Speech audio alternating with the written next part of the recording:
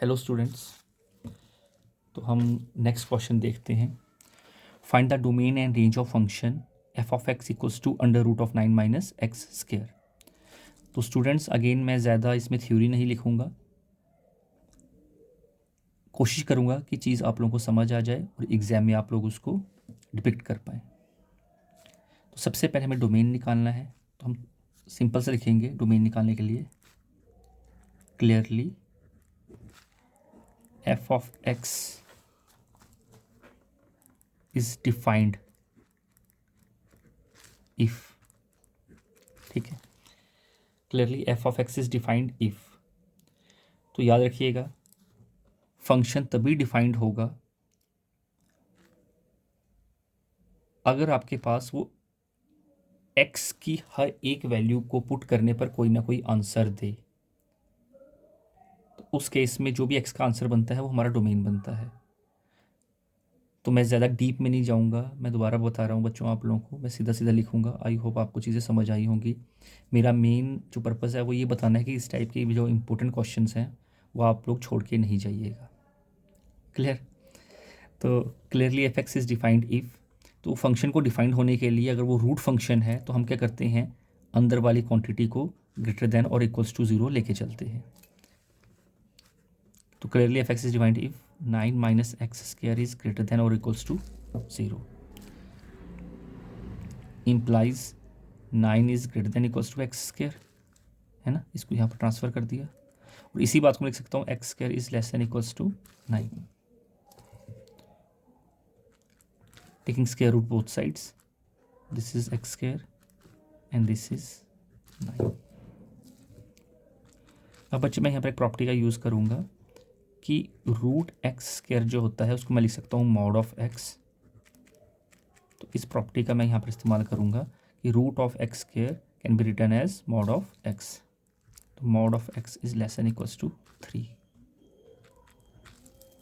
Again एक और property का इस्तेमाल करूँगा, अगर mod of x is less than और इक्वल्स टू ए है तो हम एक्स की वैल्यू कैसे डिसाइड करते हैं।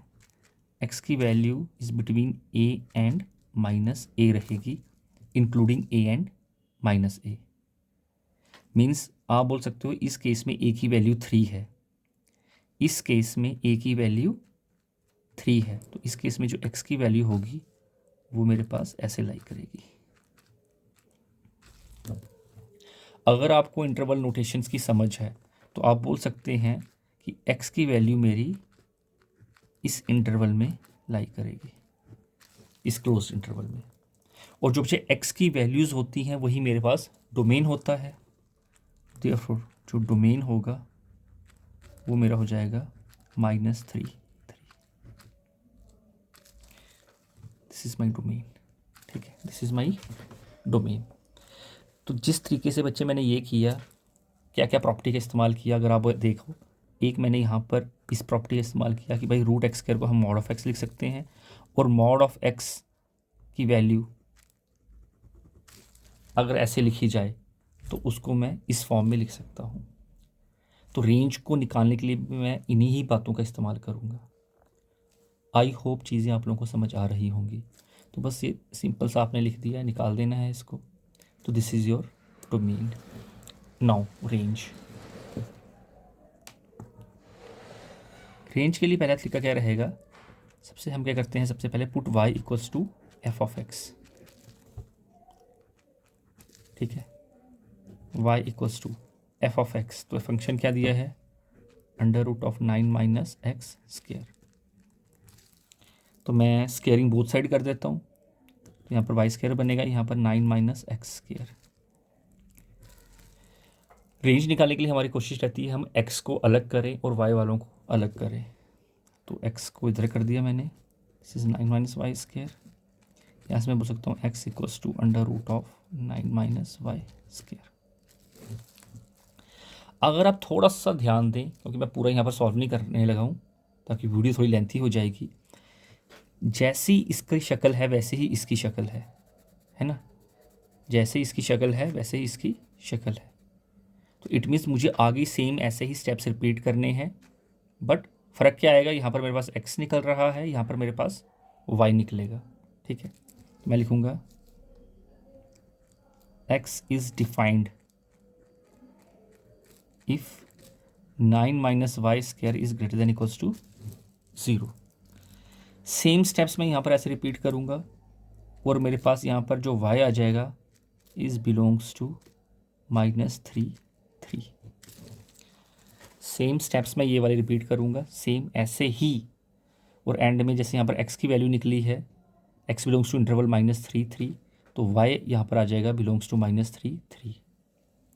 और बच्चे y की वैल्यू ही मेरे पास रेंज होती है, बट एक छोटी सी चीज़ मुझे यहाँ पर लिखनी है।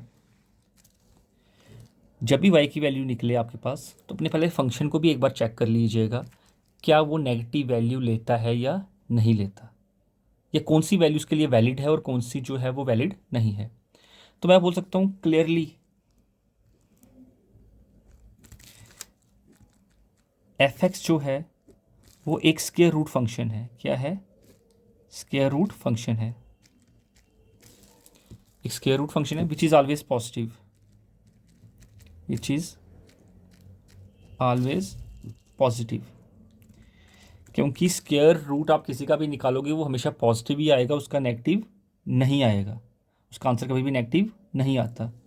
देयरफॉर मैं बोल सकता हूँ y बिलोंग्स टू, क्योंकि ये आपके पास क्या बन रहा है -3 0 3, स्क्वायर रूट फंक्शन है तो नेगेटिव वैल्यू नहीं लेनी है, तो y आ जाएगा हमारे पास 0 2 3, और ये आपके पास यहाँ पर रेंज बन जाएगा।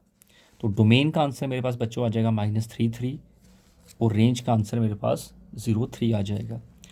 तो थोड़ा बहुत मैंने आप लोगों को यहाँ पर बता दिया है कि इस क्वेश्चन को कैसे करना है। तो जब पेपर में करेंगे थोड़ा प्रेजेंटेबल भी होना चाहिए, थोड़ी प्रॉपर थ्योरी प्रॉपर वे में आपने लिखना भी है, ज़्यादा शॉर्टकट नहीं करना, अदरवाइज़ नंबर टीचर काटता है। तो इन चीज़ों का थोड़ा आप लोगों ने ध्यान रखना है।